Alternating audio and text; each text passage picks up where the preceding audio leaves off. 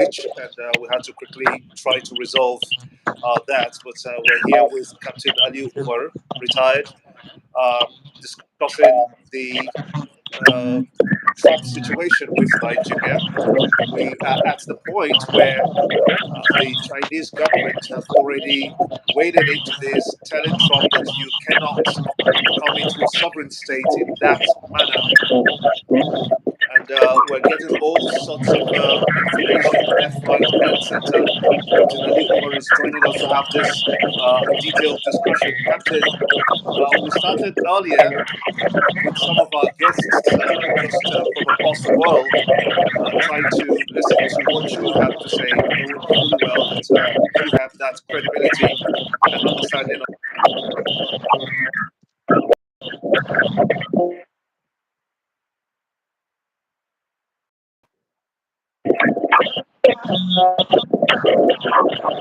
With Trump.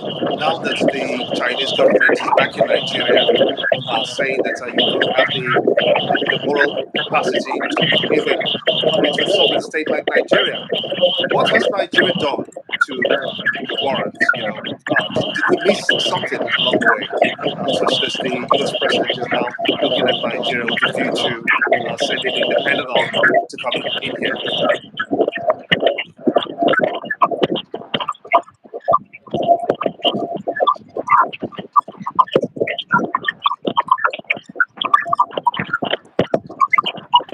Hello, Captain, can you hear me?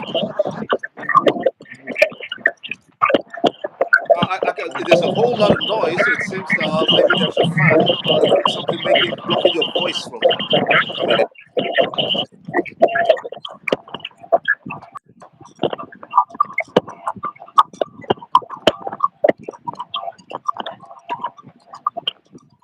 Okay,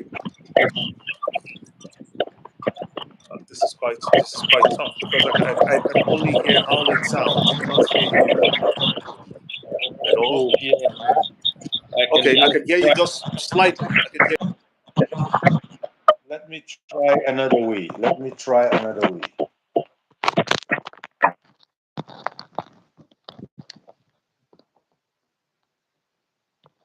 Can you hear me now?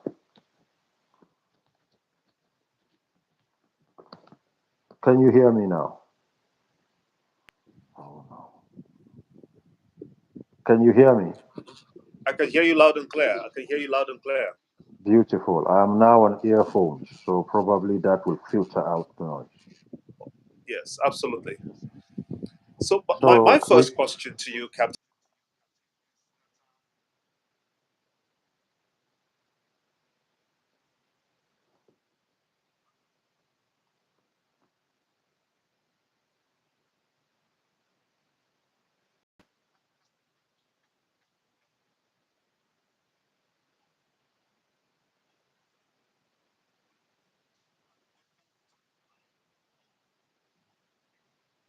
their voice is blurry.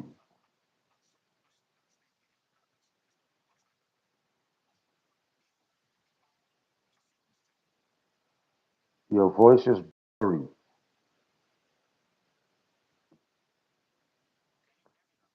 I can hear you now. Okay, great.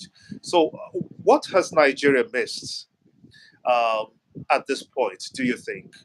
So much so that China has stepped into this matter.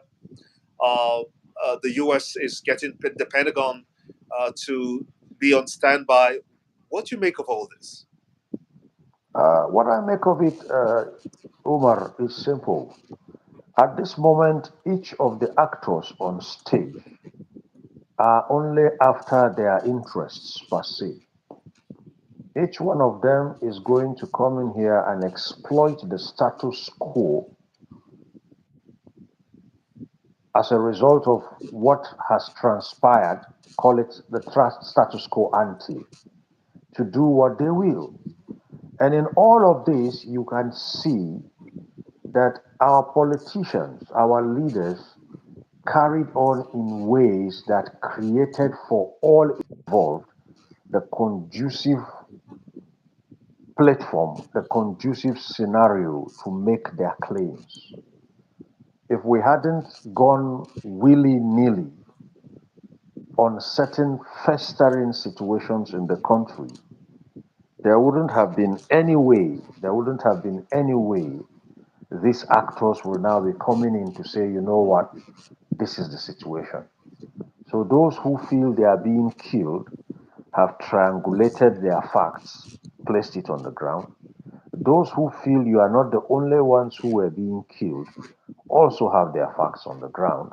And those who have seen opportunity in these claims have also put their own facts on the ground.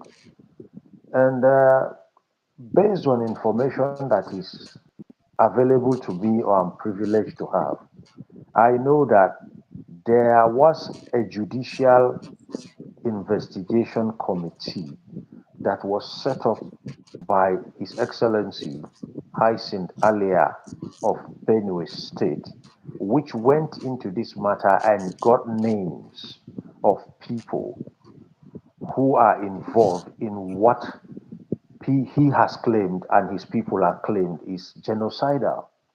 And trust me, these names are not entirely Muslims. There are people that will shock you today who have been in this business that have no business being Muslims and are not Muslims. In fact, there was a certain young man in Benue State by the name of Ghana or so, whom the military were able to get out of the equation, who was doing heinous things to people in Benue communities.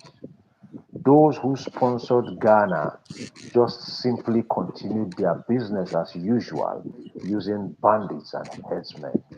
So people who sit there and think it's an attack on Muslims or Muslims who think it's an attack on Christians are missing the point. And then as for the actors who are coming in, they also have vested interests in Nigeria.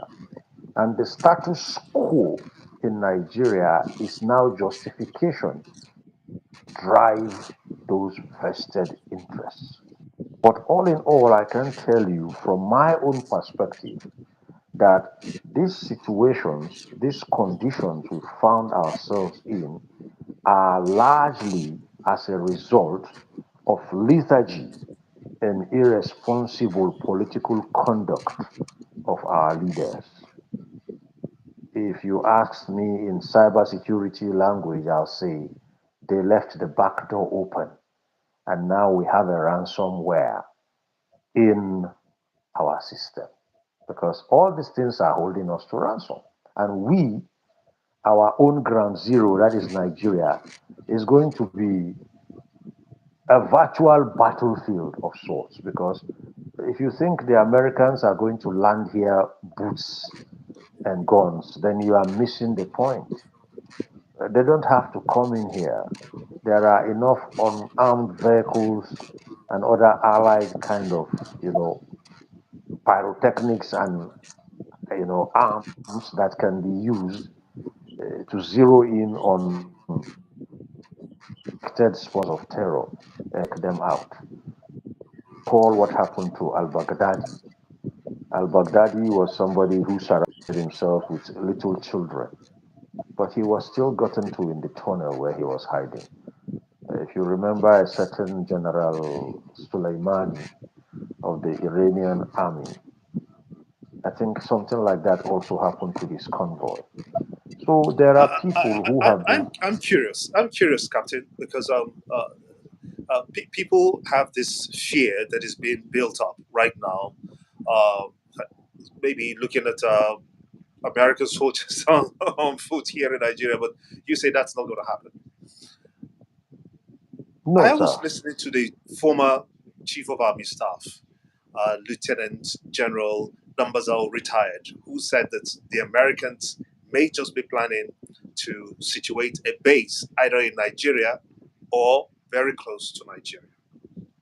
What do you think of that? Very close, very close to Nigeria. It doesn't have to be anywhere in any country because if you look at our contiguous countries, they will not seem to be friendly to such presence of such bases. But let me tell you something. 200 nautical miles off our coasts, our shorelines, is where the continental shelf ends. The continental shelf is that body of water we can claim as our territory. Anything beyond the continental shelf, correct me if I'm wrong, last time I checked, is the high seas. So if they sit on the high seas with one of their crafts, are you going to say they are in your country? No. And they have the equipments, they have the electronics, they have the cyber presence to monitor anything. They have precision guided unmanned area vehicles to do what they will from out there. So when he says he's coming in here, it doesn't mean he's going to come in here manually or physically, boots on ground. What I see is them sitting out there and doing what they will, and they're on the high sea. But bottom line is the ground zero of all this brouhaha is going to be our own national space. And what happened is, as I said, our politicians, out of their selfish conduct at different levels, have rendered our security agencies complacent, have rendered our armed forces complacent in the last 8 years. And what more? They have rendered our populace vulnerable to all sorts. All sorts. People walk into our country, do their worst, and walk out.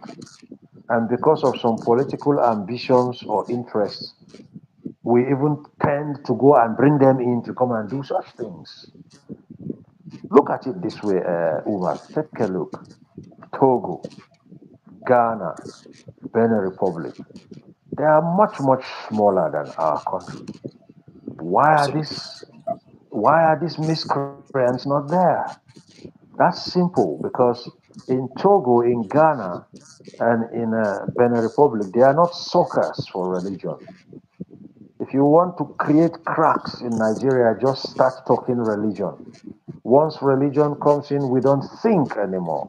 The cracks we have created amongst ourselves, religions wise, particularly the two Abrahamic faiths, those cracks have now been exploited by all sorts. Getting them out of those cracks is the problem, and that is where the schism that is threatening our cohesion. I can tell you for free that if these same threats we're talking about were in some other West African countries where their politicians do not behave like ours, they would have been contained in 30 days. Our armed forces has what it takes to rout these jokers. But as I told you, the leadership in the past years has been really nilly. Anytime something happens, they look at it through political spectacles. National security, for God's sake, is not second to politics. Politics actually thrives where there is stability, national security wise. The national But if security you should say, proceed. my apologies, if you say there are political undertones to security in Nigeria, I mean, I don't want to be scared tomorrow. Uh, uh, People that I've been speaking to are just asking me that question: is America going to come in here? I tell them that I don't know, and that's the truth. Because as much as they fear, I also have the fear. You have Who nothing should be to doing fear, sir. what? What should the president be doing? What should be the Speaker of the House of Reps be doing? What should the Senate President be doing? What should the Chief of Defense Staff be doing? I mean, who should be doing what? Right now, a lot of damage control has to be done, and I'll tell you why. The reason is simple. Trust is easier to erode than to build. Our National Orientation Agency, our National Security Agency have work to do. It is now that we need to get into that place in Nigeria that has been fallow since 1960. And where is that place called? That place is called subconscious Nigeria. There is a subconscious American that drives the conscious American. There is a subconscious Briton that drives okay, the conscious Britain. There is no subconscious Nigeria. And you see, the thing with that subconscious space is if it lies fallow, whoever occupies it first stays there. Subconscious Nigeria is the job of an intimate romance between the National Orientation Agency and the NSA, the National Security Agency. The how, the where, and the when of what to do there is in abundance around us. But as I told you, people tend to mistaken loyalty to a government to yes manship. When the NSA and the NOA are into yes manship, then you will see some very important and underlying background to our safety being politicized. Oh, it's happening in this state. Is it a party state or a non party state? If they didn't vote for us, then we have nothing for them. If something festers there, it becomes a threat eventually. And when the people there cry out and say we are being eliminated, those who are looking for inputs to promote whatever vested interest they have here will use that as what you can call what do the naval personnel call it now? They will ride on that wave. It's Now, like a tailwind, exactly. They will ride Captain, on that to come in. Captain, um, I know the fight against Boko Haram and criminal elements, especially by the armed forces.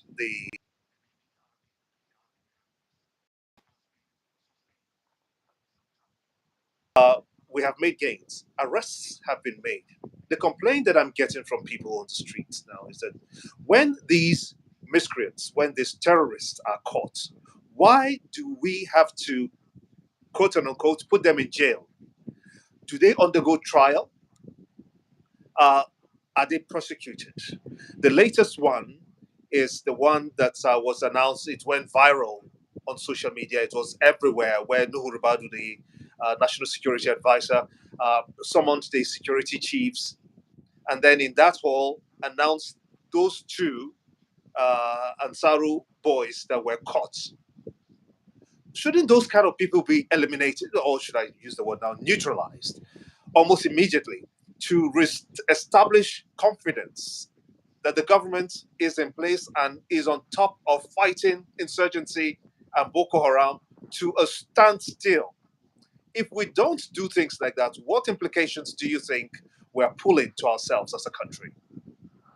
Yes, you see, if you want to know how these things come about, just go back in time and check out who the sponsors of these bills to rehabilitate these boys and whatever they want to do are. Then you won't be far from whom their benefactors are. I tell you for a fact, I have never heard of a repentant terrorist. I have never heard about it anywhere. There was this thing about rehabilitation, so many so many R's. The whole thing was at a point in time. Point in time, if you remember, I said it once in a studio where you once worked with others that we were recycling problems. Yes, you are recycling the problem. How do you reintegrate someone who has maimed people, who has killed people, who has done heinous things I can't even begin to say here? You want to put him back into the same society? I mean, mental issues, I mean, mental health issues are real, and we should subject some of our politicians to these tests. Is it possible for you to think you could reintegrate such a person back into the society where he reigned havoc? Or in another situation, you bring a general, if you are, I mean, by any standards, if you are a general in our armed forces today, you must have put in 30 years. I'm talking of if God is with you, you must have put in 30 years. And you bring him with a miscreant. The general is not armed. You sit him by your left. You, the executive who was elected by people, you sit in the middle and you bring a vagabond armed to the teeth and sitting by your right, and you say you are having some kind of what is it, peace meeting? You humiliate this general right before this vagabond, and you have international actors like Mr. Trump looking at this, and you expect him not to have the audacity to tell you he's coming to teach you how to do it. Look, the world is flat. Should China get in the way of the US? Well, if China decides to get in the way of the US, you can only know that they are doing it to protect their own interests. So it's the See, same old right, bad talk to good talk to bad right rubbish. from yes, right from time, China has been what you could call an emergent economy. China has been the future, if you like, of things to come. China has gone where people thought was unattainable just to prove a point. Okay? If you really want to be relevant in the next 10, 15 years, I suggest you go learn Mandarin. Because whatever people can get from the Western Hemisphere, China gets it for them and say, come and have it for less. So if today China sees Mr. Trump coming in here and they see an opportunity to humble him here, of course they will. They will. So it's actually a game of people coming to picking. It's like a menu of so many possibilities, and everybody is going to what play to pick from the menu that which will propagate or promote their interest. But as I told you, when elephants fight, it's the grass that suffers. And in this case, our national space is that grass as a result of what? Lethargy and irresponsible political conduct of our politicians. Captain, I know you can see through you can read between the lines. You see the optics better than so many people that I would have brought on this show, but I chose to bring you. What do you think is America's interest? Is it truly Christian genocide, or is there more that meets the eyes? Okay, let me explain it to you like this so you will understand it since you've spoken about military eyes. Gimba, if I were to go on a military assignment with you are going to have your primary and your secondary mission. Let me tell you how it works now. If we had a target and we were to take that target out, that is our mission. You had your own target, I have my own target.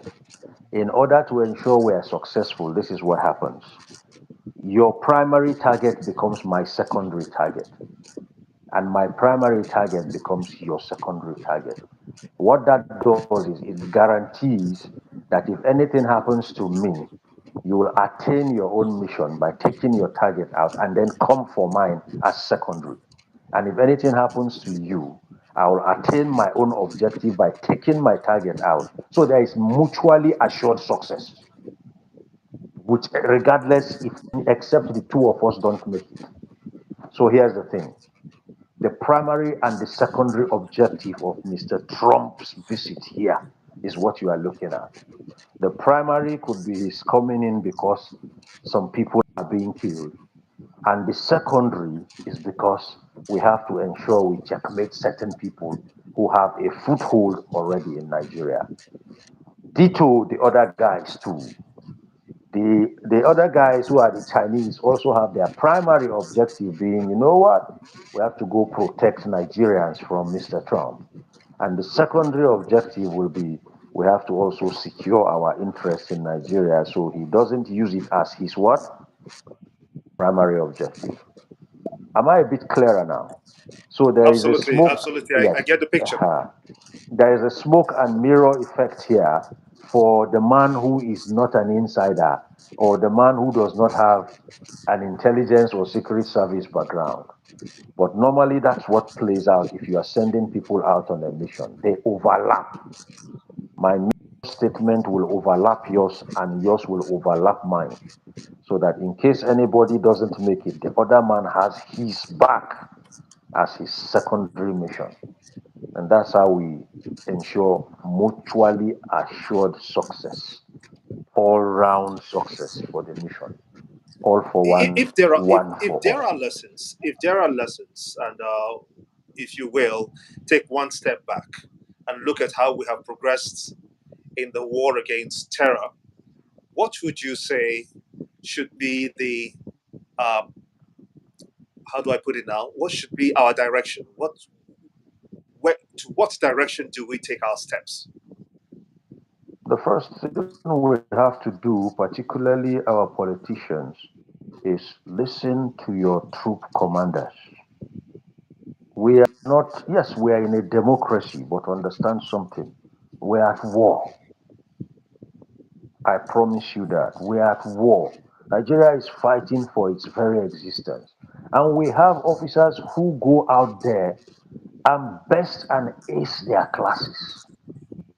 Trust me, they were not foolish to come back. The same way politicians defect from parties, a general can defect. Trust me, I'm telling you, they go in history. There are generals who defected. Our generals go there and come back home.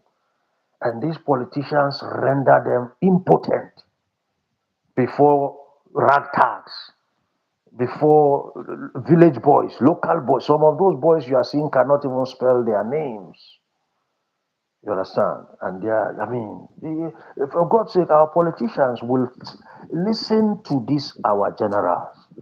The general will tell you this is what needs to be done. Don't tell him that our party interest. Your party is secondary. Your party only exists because there is a country. If there is no country, then there won't be no party. And if there was no party, there won't be no politics. So I believe, and I'm Absolutely. still positive, that we have the manpower.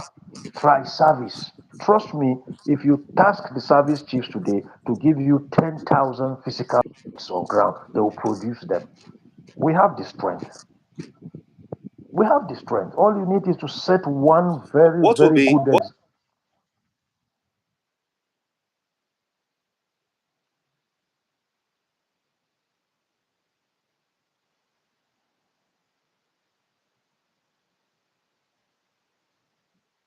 We are frozen. Oh, if you can hear me, you are frozen, but I hope it gets better. The network is a bit woozy. Mm, it's a bit woozy.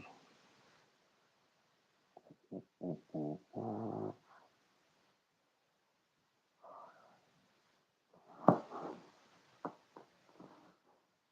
Ooh. okay? What? I'm sorry, Good. I lost you there for a few seconds, but I'm Yeah, the just asking network you, is a bit what woozy. will be the last straw, the last line of defense for Nigeria should anything happen? The last line of defense for Nigeria, should anything happen, is our armed forces. And let me speak to my excellencies, my politicians, with all due respect. We are talking about investigating a coup.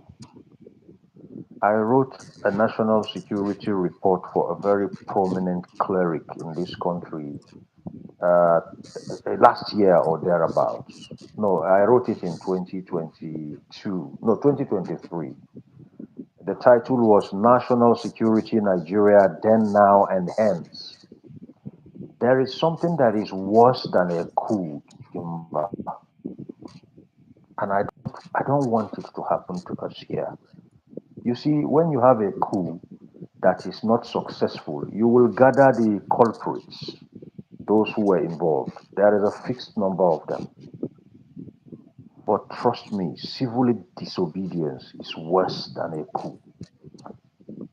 If the vagaries of our national problems bite too hard, and then we have a national concurrence of people to civil disobedience, you are going to see a breakdown of law and order. And whether the armed forces likes it or not, they will have to step in to stabilize the nation. And there goes any democracy. Our excellencies at all levels should understand this. Nobody is praying for a coup, but they can end up bringing one upon themselves because If there is a breakdown in law and order across our national states everywhere, I'm telling you, Africa will pass away before our armed forces will allow our country to pass away. I was in that same armed forces. I'm a product of the Nigerian Defense Academy, and I know what was ingrained into us. Our armed forces is a brotherhood. Go ask anyone who has been through Depot Nigerian Army, the DRC program in Jaji, or the Nigerian Defense Academy. Africa will pass away before our soldiers will allow this country go to blazes. But our politicians must understand that a civil disobedience is worse than a coup. Go to Bangladesh, if you recall, is it Bangladesh or Nepal? Then there was, is it Madagascar lately? It was civil disobedience that brought the armed forces out. That's Absolutely. what our armed forces are sworn to do. You are sworn to defend this country unto death. So our politicians should get it right.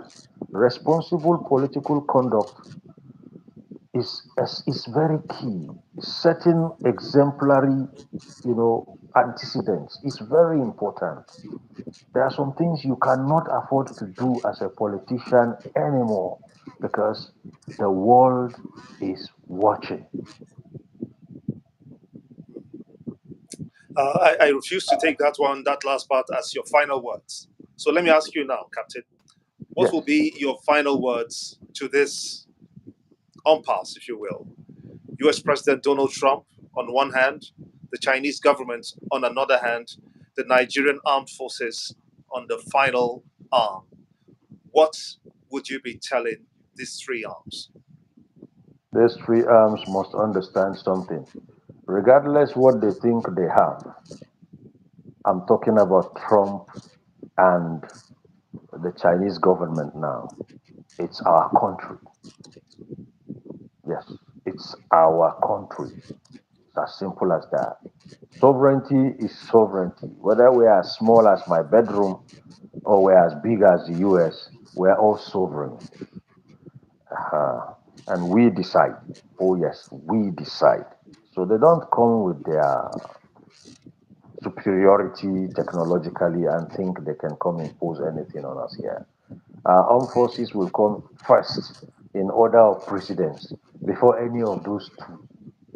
Yes, because it's our armed forces, and they are the ones we recognize as the final line of defense for our nation space. And don't forget, I told you, it's our country, period. Absolutely. I most sincerely thank you, Captain Aliyu Umar, retired. Always a pleasure having to, have you on our show. I do remember you've been in such silence for a long time. I was able to pull you out last week, and here we are again, pulling you out for the second time because of this threat to Nigeria. I mean, I couldn't think of a better person to respond to my thoughts and my questions than you. We do sincerely thank you, Captain, for always honoring us and for giving us that respect amongst the committee, I call them, of the big fives. Thank That's you. talking about sister stations in Nigeria. Yes, thank Thank you you so so much. much. Have And a to everyone blessed who night, has sir. been a part of this show, you can always watch this on our Facebook as well as our YouTube page. Your friends, family, and with people who matter. We have a country to protect. It's called Nigeria. Goodbye.